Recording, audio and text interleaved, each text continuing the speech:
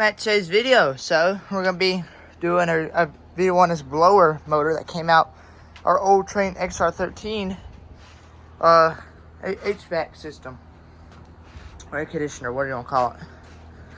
Now this blower is a little bit more bulkier than some other ones I've seen on YouTube. Now the motor is 220 volts, but I wired it to 120. And now you're not supposed to do that, but it's fine, because if you put a restriction right here, it gives it some load and it spins faster, so it won't burn the motor out from going slow. And so yeah, now how the thing is wired, I'm going to show you. So you have our cord here, a plug, 120 volt plug with no ground.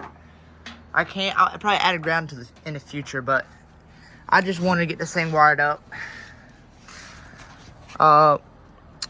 You take your hot, you got your hot right here. So on a plug, the smooth side is your hot, which is your positive, and this side is your common, which is a negative. So you take your smooth, you're gonna hook your smooth side up, your positive side, up to the motor, which is the positive side of the motor, which is, there's motors that have different wires coming out.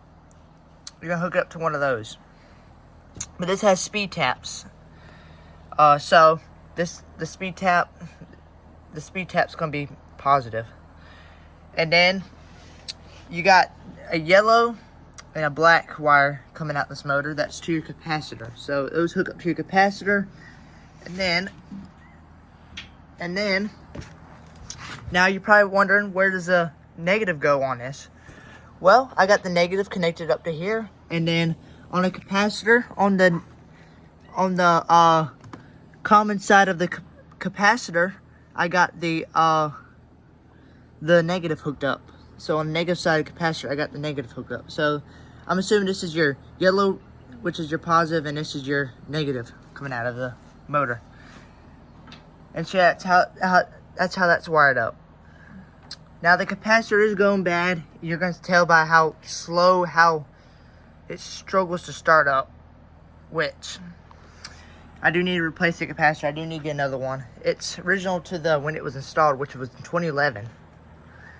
Now when this thing came out, when this thing was taken out, the speed was tapped here.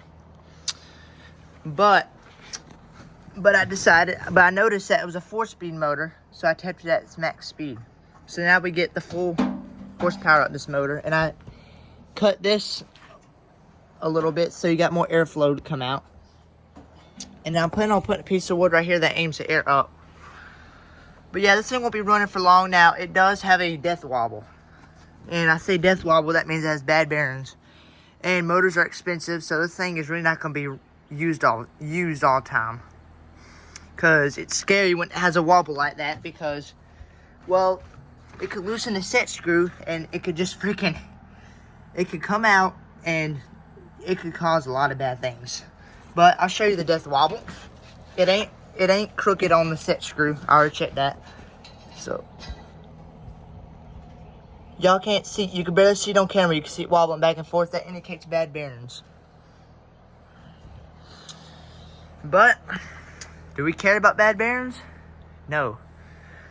So, because this is a fun experiment. I could get a new motor, but honestly, they're expensive, and this is just an experimental video. It'll be fine. But yeah, guys, let's get to the test.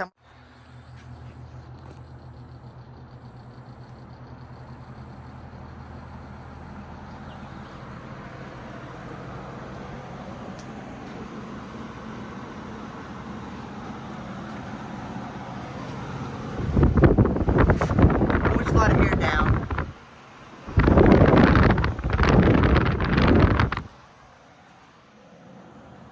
He's blowing leaves from this way.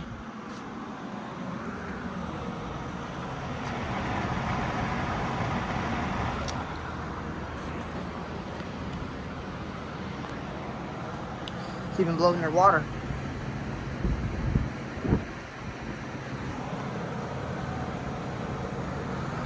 Yeah, guys, this thing's powerful.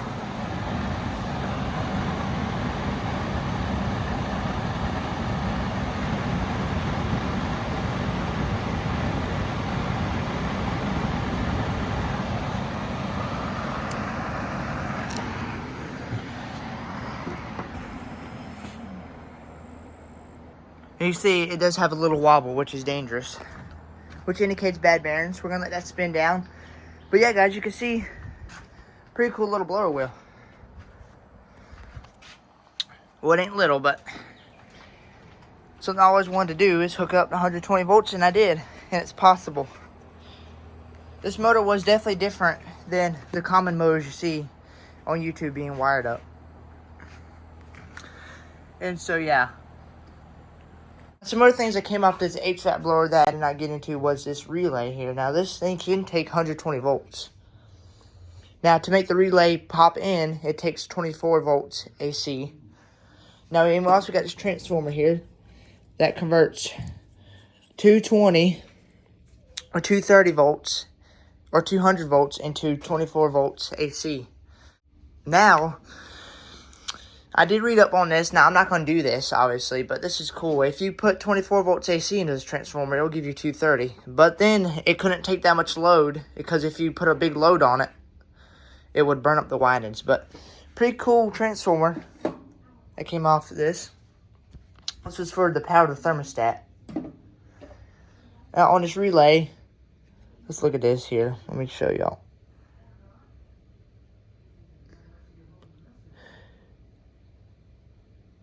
Terminals 1, 2, and 3 are 120 volts, are for 120 volts. So this is 120 volts. I'm assuming this is where the 24 volts goes in to make the contactor go in. I don't know. But yeah. Thank you for watching today's video. Like, subscribe, and peace.